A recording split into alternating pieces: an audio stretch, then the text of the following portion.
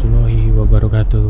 Kembali lagi bersama kami bacain cerita horor. Yang kali ini akan sedikit berbeda karena kita akan membacakan misteri kematian dari Annelies Michel di tahun 1976.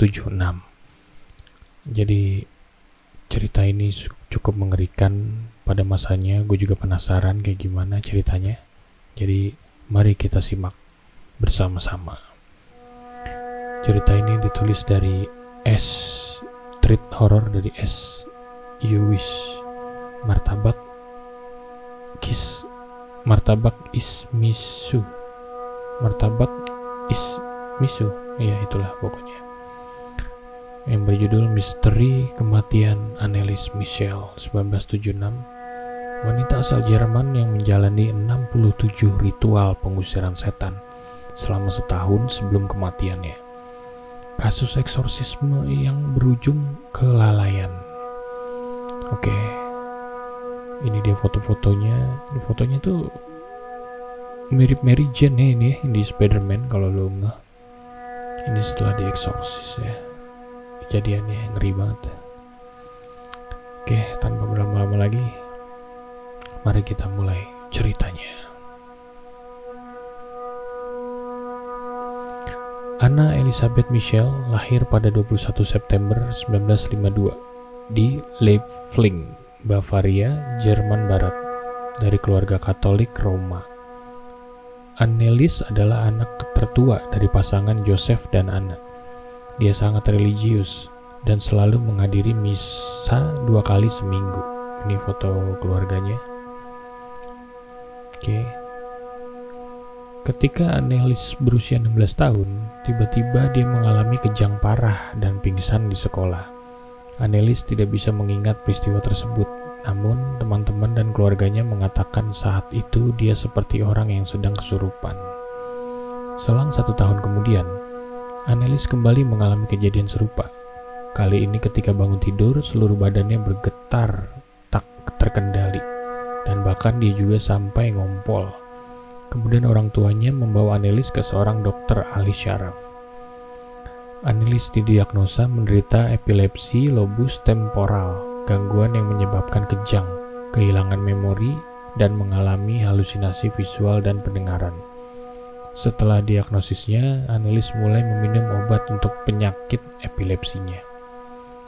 Namun obat-obat yang diberikan nyatanya tidak membantu, dan seiring berjalannya waktu, kondisinya mulai memburuk.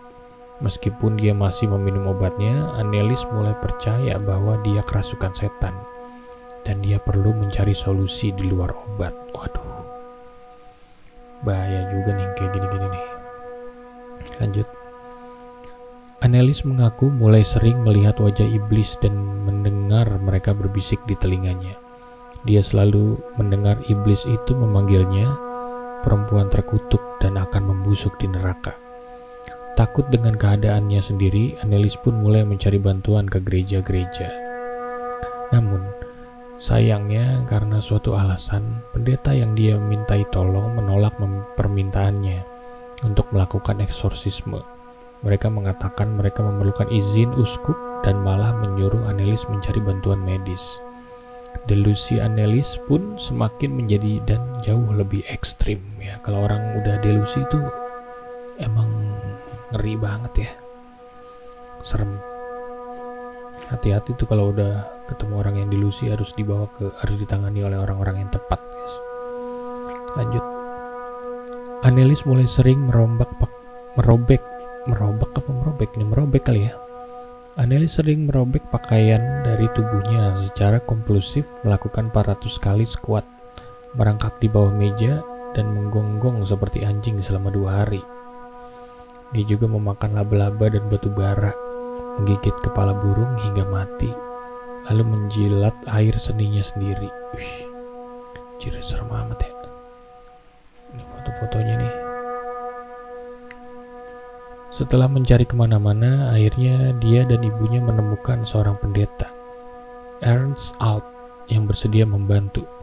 Selama 10 bulan berikutnya, setelah persetujuan uskup atas eksorsisme Annelies, Alt dan Ranch melakukan 67 eksorsisme yang berlangsung hingga 4 jam. Ini orangnya nih. The Exorcisms Out mengajukan petisi kepada uskup lokal, Uskup Joseph Stang, yang akhirnya menyetujui permintaan tersebut dan memberikan izin kepada seorang pastor lokal, Arnold Ranch, untuk melakukan eksorsisme, tetapi memerintahkan agar hal itu dilakukan secara rahasia. Wow. Hati-hati tuh kalau udah dia minta dirahasiain atau jangan bilang siapa-siapa, itu udah sesuatu indikasi yang wadidaw itu guys. Jangan deh. Melalui sesi eksorsisme ini, Anneliese mengungkapkan bahwa dia percaya dia dirasuki oleh 6 iblis: Lucifer, Chen, Judas Iscariot, Adolf Hitler, Nero, dan Fleischmann. Ini nama-nama ini oke, gue tahu nih, tapi kok ini ada Adolf Hitler? Serem banget Adolf Hitler jadi iblis deh. Para roh itu diketahui berebut untuk berkomunikasi dengan tubuh Anneliese dan akan berkomunikasi dengan suara yang berbeda-beda meski dengan mulut yang sama.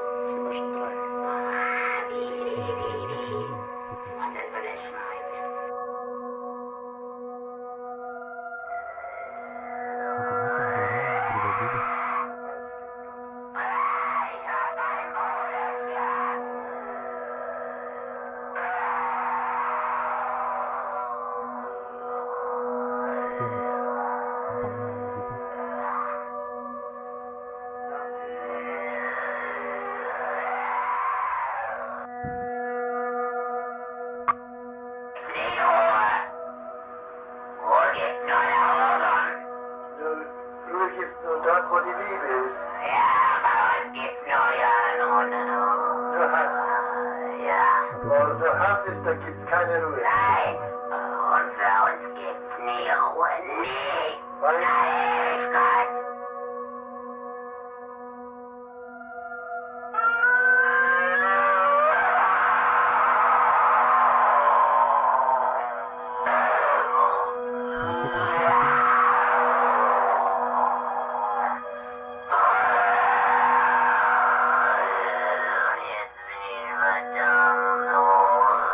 Selama 10 bulan, Anneliese dikurung di kamarnya agar pendeta dapat melakukan ritual pengusiran setan dengan tenang dan rahasia.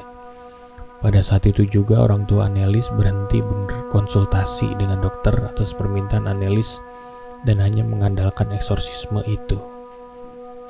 Semakin lama tubuh Anneliese semakin melemah. Dia juga menolak untuk makan dan minum. Pada 1 Juli 1976, akhirnya Anneliese ditemukan meninggal di kamarnya. Laporan otopsi menyatakan penyebab kematiannya adalah kekurangan gizi dan dehidrasi. Ya iyalah, gak makan-makan ya, gak minum. Berat badannya ketika meninggal hanya 30 kilo atau 66 pon. Anneliese juga menderita patah lutut karena harus berlutut terus-menerus selama eksorsisme dan penderitaan pneumonia. RIP Anneliese.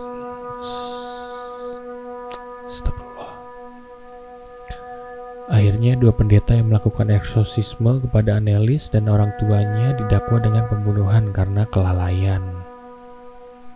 Kedua pendeta dijatuhi hukuman 6 bulan penjara yang kemudian ditangguhkan dan 3 tahun masa percobaan. Sementara orang tua Anneliese dibebaskan dari hukuman apapun karena mereka dirasa telah cukup menderita atas kematian putrinya. Ini pendetanya dan orang tuanya ya. Orang tuanya tuh ini orang tuanya, ini pendetanya. Oke. Punten guys, nitip ya. Anjing pakai selingan jualan lagi. Udah gitu doang dibahasnya. Gimana sih as you wish ya. Cuma segitu doang ceritanya guys. Ternyata ini tuh yang diangkat dari ceritanya yang diangkat cerita ini diangkat jadi film Exorcist yang tayang di luar negeri itu loh. Ada yang tahu nggak? Ih, serem banget ya. Jangan sampai guys ya kita seperti itu. Jangan sampai kita apa-apa tuh pakai goib-goib ya. Tapi mungkin emang di tahun itu pengobatan karena masih belum terlalu canggih, jadi emang harus ini ya, inilah pastor-pastor atau pengobatan non medis yang dijadikan pilihan karena pengobatan medis tidak berhasil. Padahal mungkin di tahun itu emang teknologinya aja masih belum canggih, atau dokter-dokternya juga kan masih dalam riset dan lain-lain ya gitu ya. Ya semoga aja kejadian seperti ini sudah tidak terjadi lagi dalam dunia ini. Semoga aja dunia ini menjadi baik-baik saja. Oke, segitu aja cerita kali ini dari Anais Michelle di tahun 1976. Sampai ketemu lagi di cerita berikutnya. Like, komen, atau dislike juga kalau nggak suka. Dan cerita apa lagi yang pengen kalian dengar dan saya bacakan. Assalamualaikum warahmatullahi wabarakatuh.